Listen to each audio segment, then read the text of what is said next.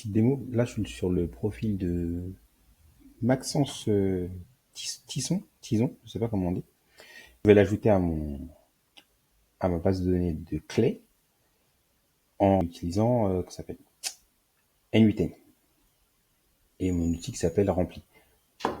Alors, l'idée, c'est que depuis N8N, tu vas pouvoir déclencher des événements et les pousser dans ta base de données clés. Et donc, ça déclenche un enrichissement. Tu vas retourner sur LinkedIn, récupérer toutes les informations de la personne en question, Maxence, et me le rentrer dans ma base de données. Que je suis en train d'écrire, blablabla.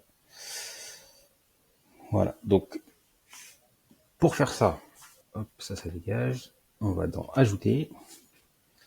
On tape Webhook.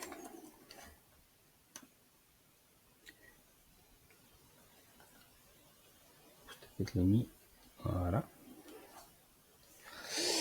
Il va nous donner une URL à utiliser. Donc ça, on va le copier. On va aussi rajouter un autre token. Donc ces deux valeurs-là, il faudra que tu les copies. Donc on va commencer par prendre l'URL. Hop. Ensuite, on va dans ton compte N8N. Donc ça, c'est un projet en cours que j'ai qui s'appelle Rempli. Donc, tu ouvres un module HTTP. Ah, okay. Là où il y a URL, okay. Moi, c'est dynamique parce que j'ai des utilisateurs sur cet outil. Ensuite, tu retournes dans Clé. Tu vas copier ce code-là. Hop, on retourne dans N8N et on va rajouter une autorisation.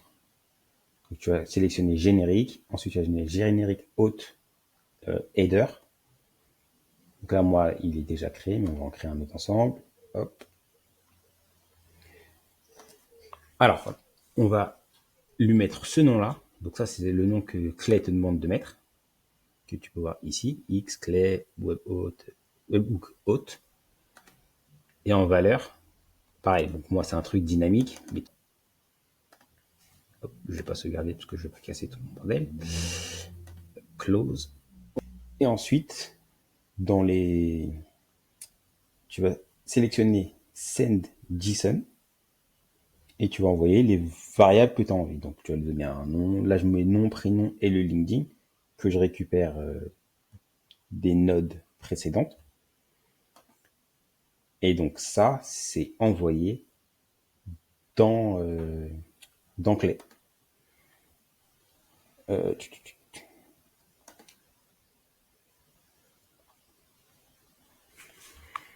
C'est pas lent du tout. Voilà. Donc, comme je récupère l'URL de son LinkedIn, je peux déclencher une autre automatisation qui va aller récupérer plus d'informations sur son compte, le nombre de followers, sa photo, etc.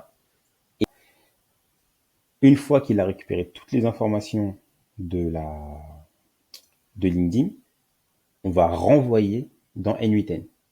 Donc, on part d'N8N, on envoie dans Clay.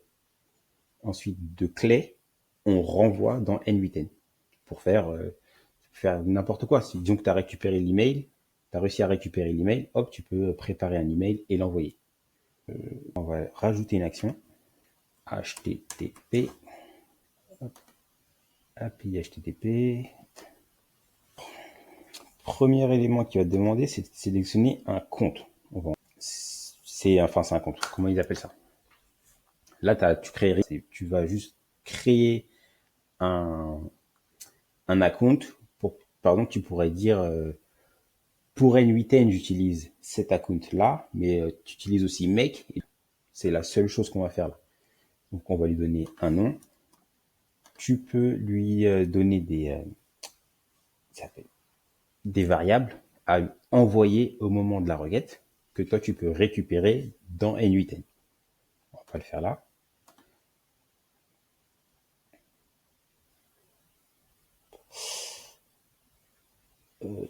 Et ensuite, endpoint. Donc, hop, on récupère l'URL. On va prendre la URL de production. Hop, on enregistre dans Endpoint. Et là, on va choisir les informations qu'on veut envoyer. Save. Dans Body.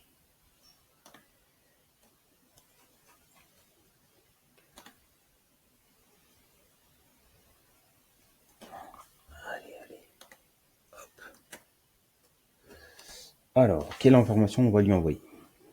On va envoyer name, ça va être simple.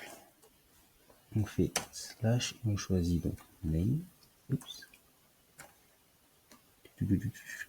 Hop. Et on va envoyer, je sais pas, nombre de followers.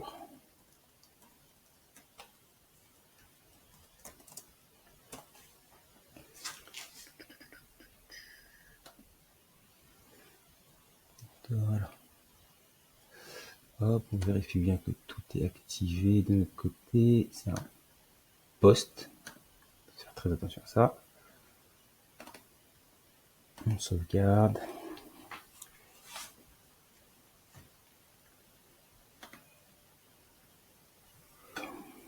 Ok.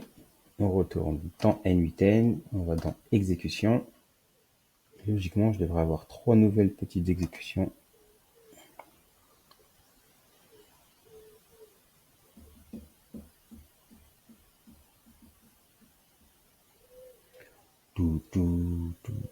Hop.